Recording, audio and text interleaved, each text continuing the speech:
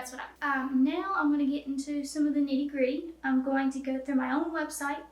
I have actually paid somebody to work on the SEO on my website. On the back end, I have watched endless videos. I have tweaked this website more times than I could possibly count. Done a lot of research on like the hierarchy of what a website should be, all those things. So I do think that I have a lot of knowledge in that way. I'm going to do my best to articulate it to you because I am not a techie kind of person. But the main thing I learned from the website, what would her title be? She helped me with the design, so I'm going to call her a website designer, is that your homepage, the layout of your homepage should coincide with the layout of your actual navigation. So like when you're on the home screen, the first button you can click on the top of my screen in the navigation section is About. The first section on the home page when you scroll down is a blurb about me. And then you can click and it'll take you to the About page.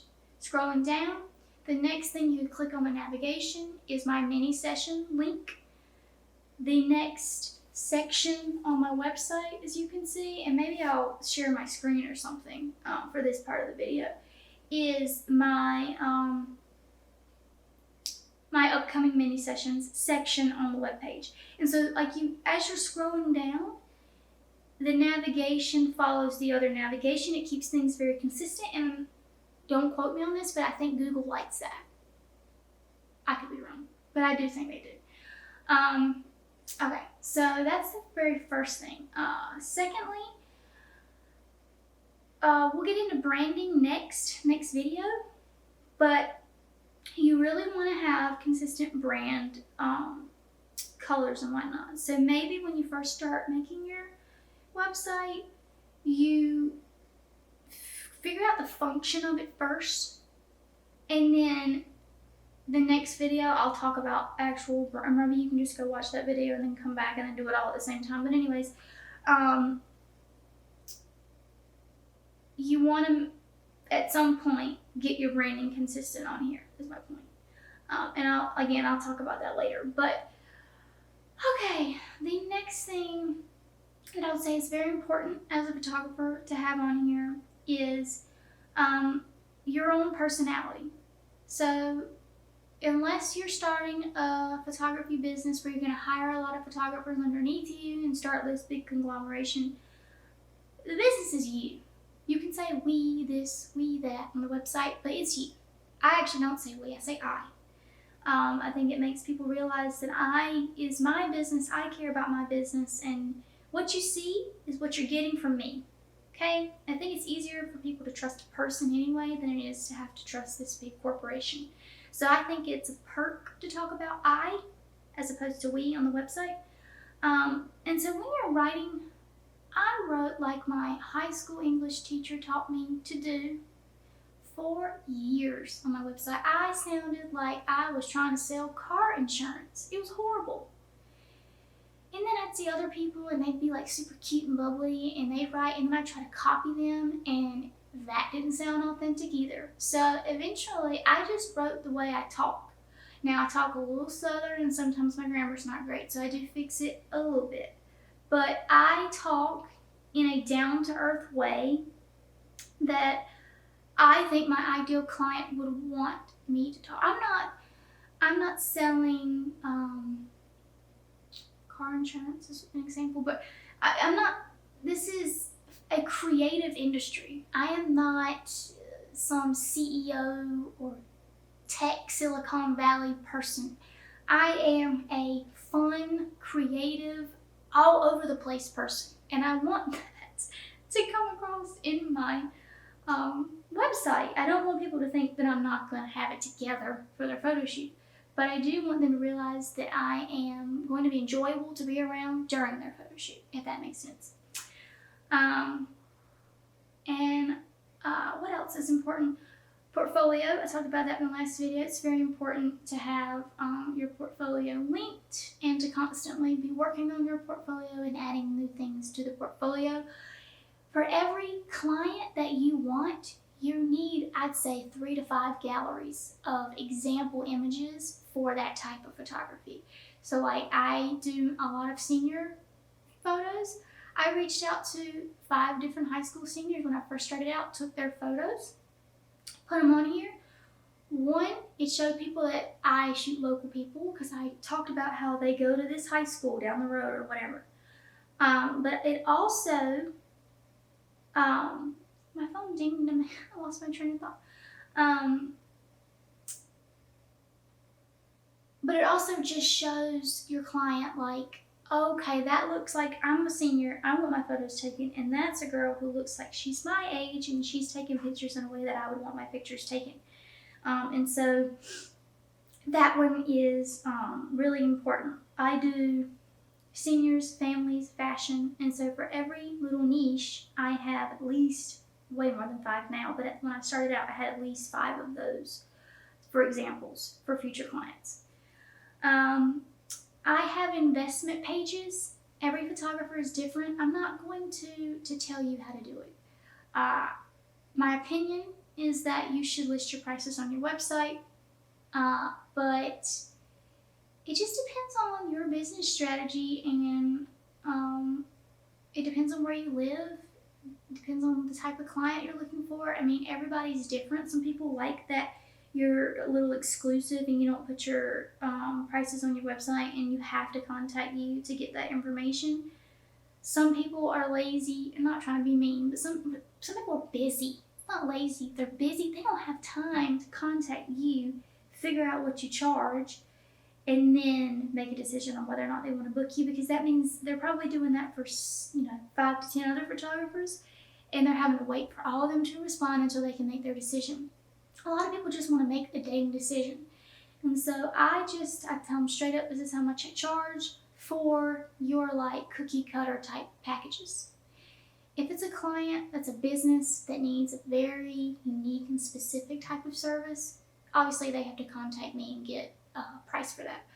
But as far as like a family photo session, a senior photo session, things that is a very traditional type of photo that most people get, that I have, experience in doing enough to where I know like this is the types of packages that they would want, then I have that information on here, and I have it very detailed as far as like exactly what they get and exactly how much they're going to pay. And I do have mine, for every service that I offer, I have a different investment page linked. I find that it brings me more SEO. So it's an opportunity to list keywords out for that type of service more times. So like, I have a senior page, investment page, and then I have a family investment page. On the senior page, I make sure that I'm dropping keywords about graduations, seniors, the local high schools around here, especially in blogs. I do that in blogs. But yes, SEO is very important, and I recommend doing it that way just so that you get more exposure with those search terms. And then you gotta have a contact page, and you want to. This is something that oh my god, when I hired the lady and she told me this, which by the way, she works at Bear Branded. If you're ever interested in SEO, I'm not affiliated with her in any way other than I hired her. But she's great, and you should look into Bear Branded if you want some SEO stuff. But she told me, she was like, for every single page on your website, you want a button that says contact me to book, or book now, or I'm ready to book. Mix them up, keeps it fun.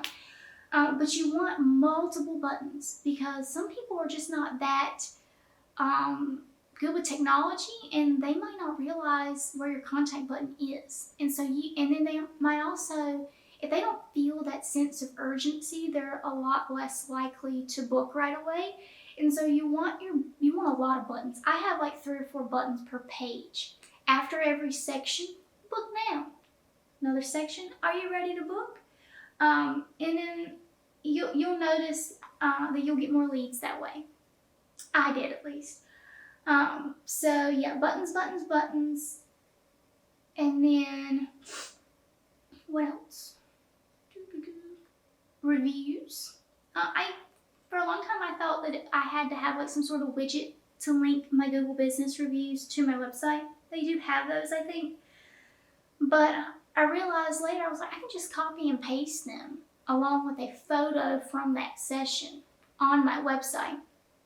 And it'll add more search terms, because a lot of times within their review they'll say things like, she's the best photographer in Charlotte. Photographer in Charlotte is a search term.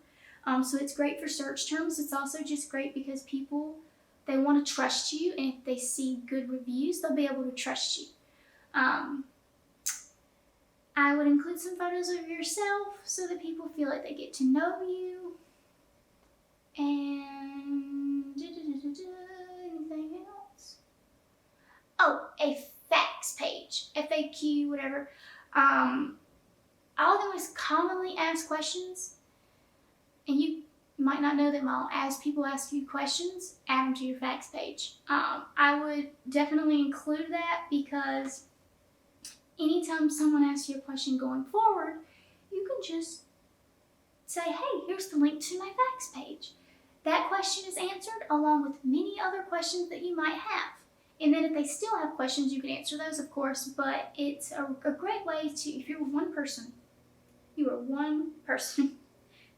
Currently, you do not have any employees. If you do, tell me your business strategy and help me find some employees. But if, I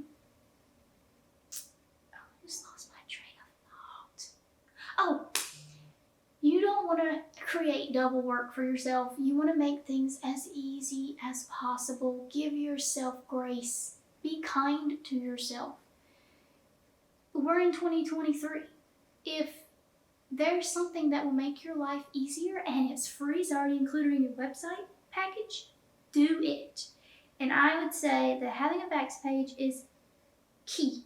I mean, it really is key, because when people email me, on my automated responses, there's always a link to the facts page.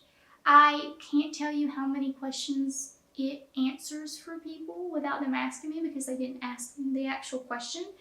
But my questions have gone down since I have made the facts page. So I would say it's very important.